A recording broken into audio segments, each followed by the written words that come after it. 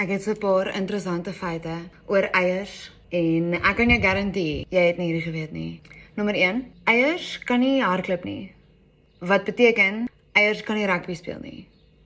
Weird. Eiers kan definitief ook nie sy vinger in jou oog druk nie. En eiers kan ook glad nie swem nie. I never knew that.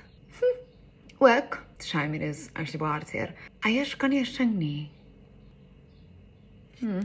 Mevrou is seker, wat kan eiers doen? Is 'n hele lys. Okay. Eiers kan mense se drome waarmaak.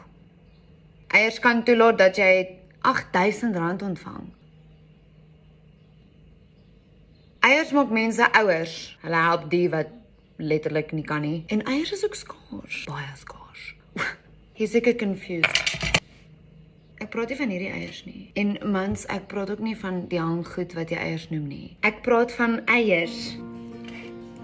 Ja, die eiers wat toelaat dat jy kinders kan kry. So die R8,000, jy kry dit as jy skenk. Maar jy moet gesond wees. Jou BMI moet tussen 18 en 28 wees. Jy moet tussen die ouderdom van 19 en 29 wees. En jy moet woonagtig wees in Suid-Afrika. Waar skenk jy? By Nurture. Ek sal aan die einde van die video hulle kontakbesonderhede gee. Maar hulle het 'n huge behoefte aan Caucasian and Indian donors. So as jy self of jy weet van iemand wat graag wil skenk, save en stuur hierdie video. You can literally give someone die grootste geskenk ever. Maar het gaan uit na mense toe wat sukkel om kinders te kry, veral hierdie tyd van die jaar. Maar jy kan help dat volgende Kersfees bietjie anders lyk. Okay, hierso is Nurture se kontakbesonderhede en jy kan hulle gaan follow op Instagram waar hulle verskriklik baie live gaan en vrae beantwoord om enige confusement op te klaar. Hou net hulle socials dop, maar dit was al van my kant af. You can make money while helping people. Win-win situation. Okay, I'm done. Have an excellent day.